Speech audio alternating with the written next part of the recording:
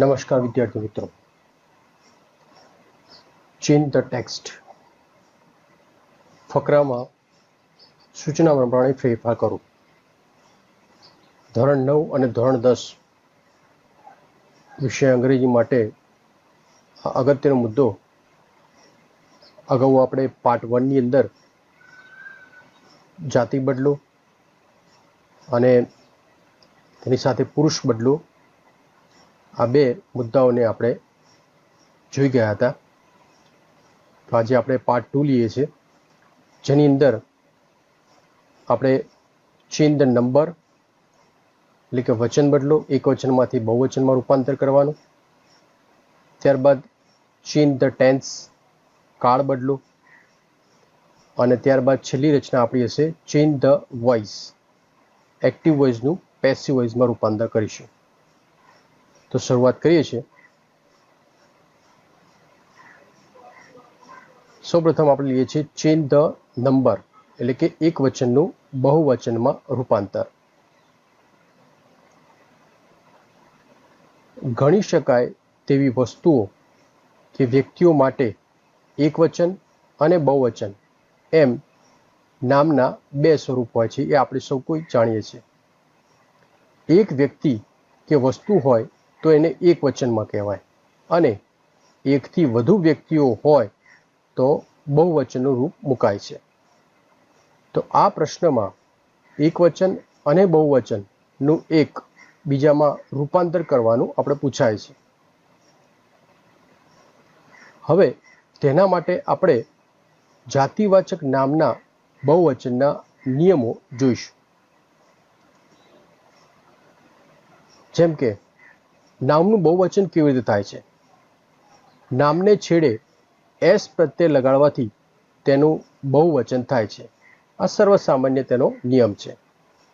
Example લઈએ. જેમ કે બેટ, તો એસ પ્રત્યય લાગે છે બેટ્સ. પેન્સિલ, તો તેને એસ પ્રત્યય લાગે છે એટલે પેન્સિલ્સ થાય છે. બીજો નિયમ છે, નામને છેડે S, double S, SH, CH, x કે ઓ આવતો હોય તો તેને એસની જગ્યાએ ઈએસ પ્રત્યય લાગે છે. જેમ કે બસ, તો છેલ્લો અક્ષર કયો છે એસ, તો ઈએસ પ્રત્યય કેવી રીતે લાગશે બસીસ. ક્લાસ, તો છેલ્લા બે અક્ષર જુઓ, ડબલ એસ છે તો થશે ક્લાસીસ. વોચ, છેલ્લા બે અક્ષર કયા છે સી એચ, તો બનશે વોચીસ, ઈએસ પ્રત્યય લાગે છે. બોક્સ, છેલ્લો અક્ષર કયો છે એક્સ, તો બોક્સીસ થાય છે. ત્રીજો નિયમ છે, નામને છેડે વાય આવતો હોય અને તેની આગળ વ્યંજન અક્ષર એટલે કે એક જ વ્યંજન અક્ષર હોય તો વાયનો લોપ થઈ જાય છે, એટલે કે વાય અક્ષર નીકળી જાય છે, અને ત્યારબાદ પાછળ આઈઈએસ લાગે છે. ઉદાહરણ જોઈશું. જેમ કે લેડી, તો છેલ્લો વાય અક્ષર છે અને આગળ તમે જુઓ એક જ વ્યંજન અક્ષર છે અને એની આગળ એક સ્વર અક્ષર આવે છે, તો લેડીઝ શબ્દ થઈ જાય છે, એટલે કે વાયનો આઈ થાય છે અને ઈએસ પ્રત્યય લાગે છે. એ જ રીતે ફ્લાય, અહીંયા ફ્લાય ક્રિયાપદ નથી લેવાનું, પણ ફ્લાય એટલે માખી શબ્દ લેવાનું છે. તો છેલ્લો વાય અક્ષર છે, એની આગળ એલ વ્યંજન અક્ષર છે, તો વાયનો આઈ થાય છે અને પછી ઈએસ પ્રત્યય લાગે છે, ફ્લાઇઝ. ચોથો નિયમ છે કે નામને છેડે એફ કે એફ ઈ આવતો હોય તો તે નીકળી જાય છે અને વી ઈ એસ લાગે છે. ઉદાહરણ તરીકે લાઈફ, તો છેલ્લો એફ ઈ અક્ષર છે તો લાઈવ્સ થઈ જાય છે. લીફ એટલે કે પાંદડું, છેલ્લો એફ અક્ષર છે તો લીવ્સ થઈ જાય છે, પાંદડા. કેટલાક નામના એકવચન અને બહુવચનના રૂપ અનિયમિત હોય છે. કેટલાક નામના એકવચન અને બહુવચનના રૂપ અનિયમિત હોય છે. જેમ કે મેન, તો MEN મેન. વુમન, તો વુમેન, MEN થાય છે. ચાઇલ્ડ, તો ચિલ્ડ્રન, ઓક્સ તો ઓક્સેન, ફૂટ તો ફીટ, ટૂથ તો ટીથ. આ ઉપરાંત એક વચનમાં જાતિવાચક નામ પહેલા આર્ટિકલ એ અથવા એન લાગે છે, જે બહુવચનમાં નીકળી જાય છે. જાતિવાચક નામના બહુવચન ઉપરાંત આપણે સર્વનામો તથા તેને અનુરૂપ ક્રિયાપદોના બહુવચનથી પણ પરિચિત થવું જરૂરી છે. તો ચાલો આપણે રૂપોનો પરિચય મેળવી લઈશું. અહીંયા આપણને એક વચનના રૂપો આપેલા છે, તેની સામે અહીંયા બહુવચનના રૂપો આપેલા છે. જેમ કે આઈનું વી થાય છે, મીનું અસ થાય છે, માયનું ઓર થાય છે, માય સેલ્ફનું ઓર સેલ્ફ થાય છે, યુનું યુ થાય છે, યોર સેલ્ફનું યોર સેલ્વ્સ થાય છે, હી શી ઇટ ત્રણેય સર્વનામનું બહુવચન ધે થાય છે, અને હિમ હર ઇટ તેનું ધેમ થાય છે. એ જ રીતે હીઝ હર ઇટ્સ તેનું ધેર થાય છે, હિમસેલ્ફ હરસેલ્ફ ઇટસેલ્ફ તેનું ધેમ સેલ્ફ થાય છે, એમ અને ઇઝ ક્રિયાપદનું આર થાય છે, વોઝનું વર થાય છે, ડઝનું ડુ થાય છે, હેઝનું હેવ થાય છે, ધીસનું ધીઝ થાય છે, અને ધેટનું ધોઝ થાય છે. તો હવે આપણે કેટલાક ફકરાઓને લઈશું. I am a farmer, this is my ox, I work from morning to evening, I produce food for my countrymen. હવે જે ફકરો છે એમાં સૂચના આપેલી છે begin this way we are. આનો મતલબ શું થાય છે કે આપણે એને બહુવચનની અંદર રૂપાંતર કરવાનું છે. તો જોઈ લઈશું. આઈનું વી થયું, એમનું આર થયું. તો હવે આપણે બહુવચન કરવાનું છે. સર્વનામ પણ બહુવચન કરવાનું છે, ક્રિયાપદનું પણ એનું જે સર્વનામના આધારે બહુવચન મૂકવાનું છે, અને નામનું પણ બહુવચન કરવાનું છે. ફાર્મર તો ફાર્મર્સ, ધીસ તો ધીસ, ઇઝ તો આર, માય તો આર, ઓક્સ તો ઓક્સેન, આઈ તો વી, અને સાદા વર્તમાન કાળમાં તો ક્રિયાપદ એમને એમ જ રહે છે. Work from morning to evening, we produce food for my તો આર કન્ટ્રી મેન. એ જ રીતે બીજો ફકરો લઈએ છીએ. Those are farm workers, they help the farmers on their fields, they are very honest, because of hard work they are healthy. તો આ ફકરામાં સૂચના આપેલી છે કે begin this way that is. આનો મતલબ કે અહીંયા બહુવચનમાં ફકરો છે, એને એક વચનની અંદર રૂપાંતર કરવાનું છે. તો that is a farm worker, કારણ કે અહીંયા બહુવચન છે એટલે એક વચન થાય એટલે આર્ટિકલ લાગશે, પછી ધેનું હી થઈ જશે, કારણ કે ફાર્મ વર્કર એક વચન નામ આવ્યું. હેલ્પની જગ્યાએ હેલ્પ્સ આવશે, ધ ફાર્મર્સની જગ્યાએ ફાર્મર, ઓન ધેરની જગ્યાએ હીઝ આવશે, ફિલ્ડ્સની જગ્યાએ ફાર્મ આવશે, ધેની જગ્યાએ હી આવશે, આરની જગ્યાએ is, very, honest, because of hard work ધેની જગ્યાએ હી આવશે, અને આરની જગ્યાએ ઇઝ હેલ્ધી. તો આ રીતે આપણે એની અંદર ફેરફાર કરવાનો છે. આગળ એક ઉદાહરણ લઈએ છીએ. A tree is very useful to all. It gives us fruit.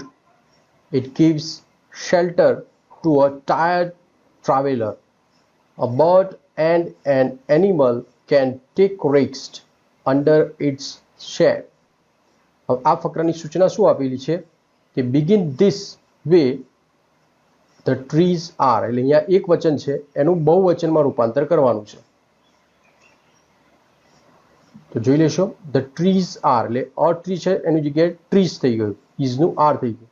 Very useful to all, અહીંયા ઇટ છે તેનું બહુવચન ધે, ગિવ્સનું ગીવ અસ, ફ્રૂટની જગ્યાએ ફ્રૂટ્સ, પછી અહીંયા ઇટ્સ એની જગ્યાએ ધે થઈ જશે, ગિવ્સ તો એની જગ્યાએ ગીવ થશે, શેલ્ટર ટુ ટાયર્ડ ટ્રાવેલર તો ટ્રાવેલર્સ, અ બર્ડ તો બર્ડ્સ, એન્ડ એન એનિમલ તો animals can take rest under they, ઇટ્સનું ધેર થઈ ગયું અને શેડનું શેડ્સ, આ રીતે એનું રૂપાંતર થશે.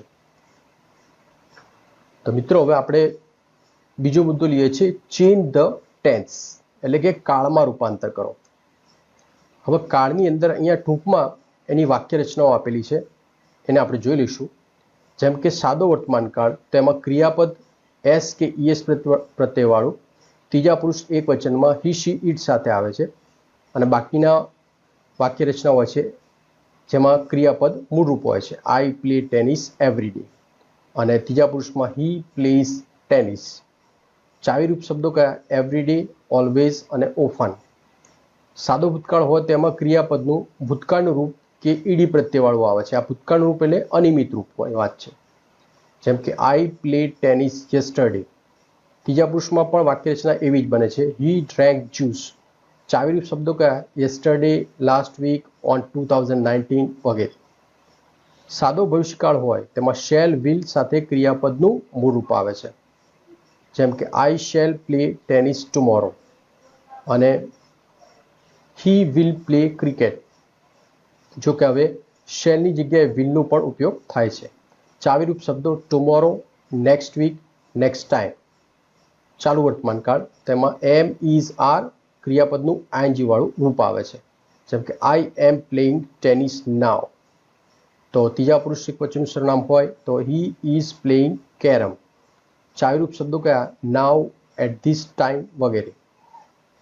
ચાલુ ભૂતકાળની વાક્ય રચના, તો એમાં વોઝ, વર ક્રિયાપદનું આઈએનજી વાળું રૂપ આવે છે. જેમ કે I was playing tennis then, he was reading a book. આ ત્રીજા પુરુષના સર્વનામની વાત છે. ચાવીરૂપ શબ્દો ધેન, એટ ધેટ ટાઈમ. પૂર્ણ વર્તમાનકાળની વાક્ય રચના હોય તેમાં ક્રિયાપદ એસ કે ઈએસ પ્રત્યયવાળું હોય છે. વાક્ય રચના લઈએ તો I have just played tennis. ત્રીજા પુરુષના સર્વનામની વાક્ય રચના લઈએ તો he has just watch TV. ચાવીરૂપ શબ્દો just, already, yet, since, for. પૂર્ણ ભૂતકાળની વાક્ય રચના લઈએ તો ક્રિયાપદનું ભૂતકાળનું રૂપ કે ઈડી પ્રત્યયવાળું રૂપ આવે છે, અને તેની સાથે હેડ વપરાતું હોય છે. આઈ હેડ પ્લેડ ટેનિસ, હી હેડ ફિનિશ્ડ હિઝ વર્ક. ચાવીરૂપ શબ્દોમાં મોટે ભાગે આ વાક્ય રચના છે એમાં બિફોર કે આફ્ટર વાળું વાક્ય આવે છે. તો હવે આપણે ઉદાહરણ લઈશું. It is 6 AM.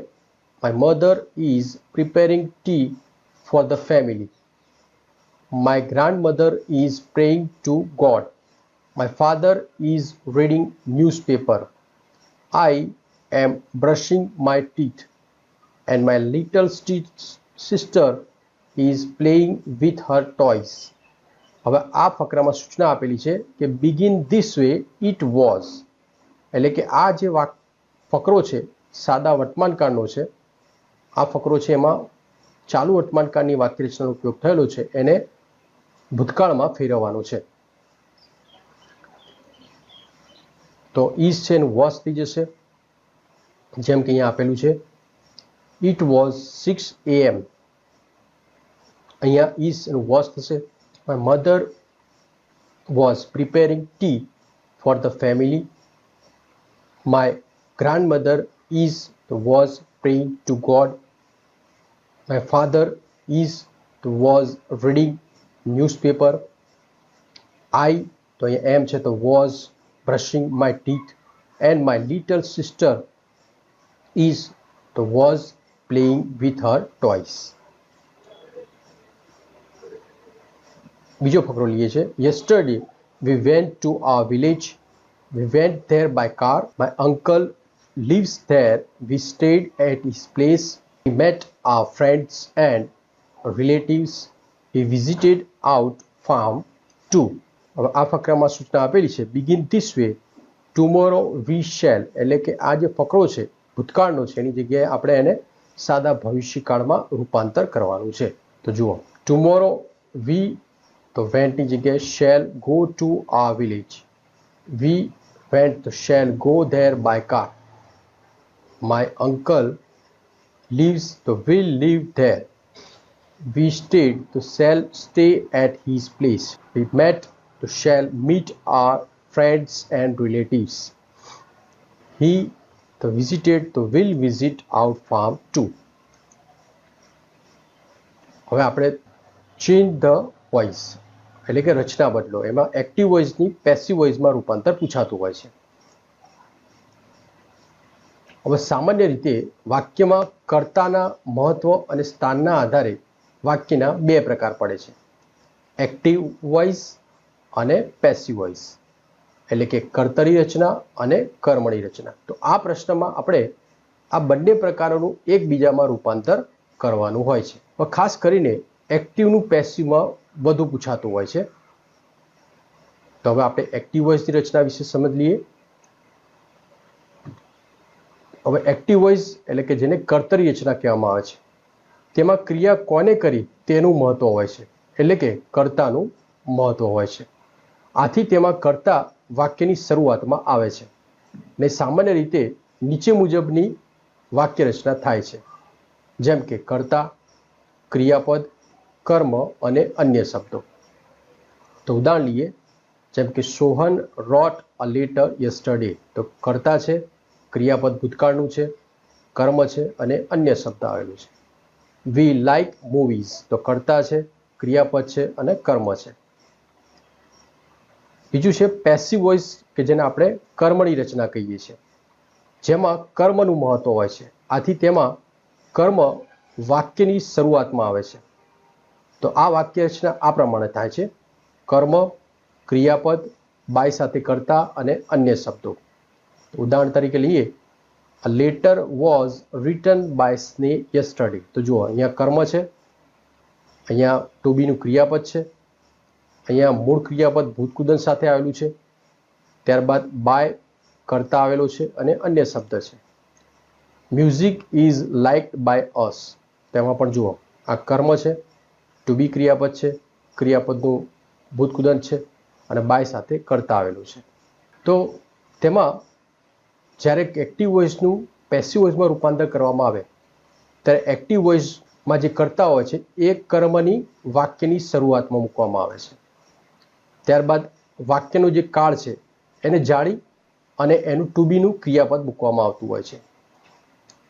કાળ મુજબ કર્મને અનુરૂપ ટુ બીનું રૂપ, જેમાં એમ, ઇઝ, આર, બી કે બીન મૂકવામાં આવે છે અને ક્રિયાપદનું ભૂતકૃદંત મૂકવામાં આવે છે. એક્ટિવ વોઇસનું જે મૂળ કર્તા હોય છે એ બાય સાથે મૂકવામાં આવે છે અને કર્તા તરીકે જો નામ હોય તો એ એમને એમ જ રહે છે, પણ જો સરનામ હોય તો તેમાં નીચે મુજબ ફેરફાર થાય છે. તો અહીંયા કર્તા એટલે કે એક્ટિવ વોઇસમાં કર્તા આ રીતે આવેલા હોય, તો પેસિવ વોઇસની અંદર એ કર્મ આ રીતે બની જાય છે. આઈનું મી થાય છે, વીનું અસ થાય છે, યુનું યુ થાય છે, હીનું હિમ થાય છે, સીનું હર થાય છે, ઇટનું ઇટ્સ થાય છે અને ધીનું ધેમ થાય છે. હવે કાળ પ્રમાણેની રચના તમે જુઓ તો સાદો વર્તમાન કાળ હોય તેમાં કર્મ, એમ, ઇઝ, આર, ભૂતકૃદંત, બાય સાથેનું કર્તા આવે છે. એક્ઝામ્પલ હોય તો આઈ પ્લે ક્રિકેટ. આ કર્તરી રચના છે, એક્ટિવ વોઇસ છે. તો cricket is played by me. સાદા ભૂતકાળની વાક્ય રચના કેવી રીતે બને? તો કર્મ, વોઝ, વર, ભૂતકૃદંત અને બાય સાથે કર્તા આવે છે. જેમ કે એક્ટિવ વોઇસની વાક્ય રચના હોય તો આઈ પ્લેડ ક્રિકેટ, તો એ બને પેસિવ વોઇસમાં cricket was played by me. હવે પૂર્ણ વર્તમાન કાળની વાક્ય રચના હોય તેમાં કર્મ, હેઝ, હેવ, બીન સાથે ભૂતકૃદંત, બાય સાથે કર્તા આવે છે. તો એક્ટિવ વોઇસમાં વાક્ય કેવું હોય? I have played cricket. તો પેસિવ વોઇસમાં કેવી રીતે બને? Cricket has been played by me. પૂર્ણ ભૂતકાળ તેમાં વાક્ય રચના પેસિવ વોઇસની બને કર્મ, હેડ, બીન, ભૂતકૃદંત, બાય અને કર્તા. તો એક્ટિવ વોઇસની વાક્ય રચના હોય આઈ હેડ પ્લેડ ક્રિકેટ, તો પેસિવ વોઇસમાં બને cricket had been played by me. સાદો ભવિષ્યકાળ હોય તેમાં કર્મ હોય, શેલ વિલ હોય, બી આવેલું હોય, ભૂતકૃદંત હોય, બાય હોય અને કર્તા આવે. તો એક્ટિવ વોઇસમાં વાક્ય રચના કેવી હોય? I will play cricket. તો પેસિવ વોઇસમાં બને cricket will be played by me. હવે જો મોડલ ઓક્ઝિલરીઝ વપરાયેલા હોય તો એ વાક્ય રચના કેવી બને? કર્મ should, would, may, might, must, તેની સાથે બી આવે, ભૂતકૃદંત આવે, બાય આવે અને કર્તા આવે. એક્ટિવ વોઇસની વાક્ય રચના કેવી હોય? આઈ શુડ સ્પીક ઇંગ્લિશ હોય તો પેસિવ વોઇસમાં બને English is spoken by me. તો હવે આપણે કેટલાક ફકરા લઈશું. I bought a wrist watch. I gave it to my sister. She thanked me for the gift. She liked the gift very much. તો આ ફકરામાં આપણે ફેરફાર કેવી રીતે કરવાનું છે કે અ રિસ્ટ વોચ વોઝ, આ રીતે વાક્યની શરૂઆત કરવાની છે. એટલે મતલબ કે અહીંયા તમે જુઓ છો કે રિસ્ટ વોચ કર્મ છે એને આગળ લઈ જવાનું છે, એટલે ભૂતકાળમાં વોઝ ટુ બી ક્રિયાપદ આવે. આ રીતે આપણે એને ફેરફાર કરવાનું છે. તો a wrist watch was bought by me. It was given to my sister by me. The gift was liked by her very much. એ જ રીતે બીજો ફકરો લઈએ. The match was won by us. In that match, 100 runs were scored by me. 5 wickets were taken by Nilesh. 4 catches were taken by Anil behind the stump. હવે આ જે વાક્ય રચના છે તમે જુઓ છો પેસિવ વોઇસમાં છે અને આપણે લખવાની છે કેવી રીતે? વી વોન, એટલે કે એક્ટિવ વોઇસમાં એનું રૂપાંતર કરવાનું છે. તો જોઈ લેશો. We won the match. I scored 100 runs in that match. Nailesh took 5 wickets. Anil took catches behind the stump. એ જ રીતે એક ભવિષ્યકાળનો ફકરો લઈએ છીએ. We will celebrate the Independence Day next week. We will make preparations in advance. We will stage a culture programme. We will invite Doctor Shah as a chief guest.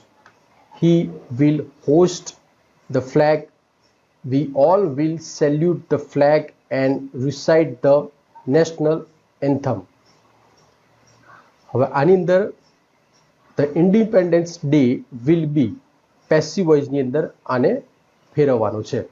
The Independence Day will be celebrated by us next week. Preparations will be made in advance by us. A cultural programme will be stage by us. Doctor Shah will be invited as a chief guest. The flag will be hosted by him. The flag will be saluted all by us and the national anthem will be recited. તો મિત્રો આ રીતે આ પ્રશ્નમાં સૂચના આપેલી હોય અને સૂચના મુજબ તેમાં ફેરફાર કરવાનો હોય છે. I hope that part 1 and part 2માં તમને જે રીતે મેં સમજ આપેલી છે એ તમારા માટે ખૂબ જ ઉપયોગી સાબિત થશે. At the end, how did you like my presentation? Share your thoughts and don't forget to subscribe it. ફરીથી આપણે એક નવા ટોપિક સાથે મળીશું. ત્યાં સુધી નમસ્કાર.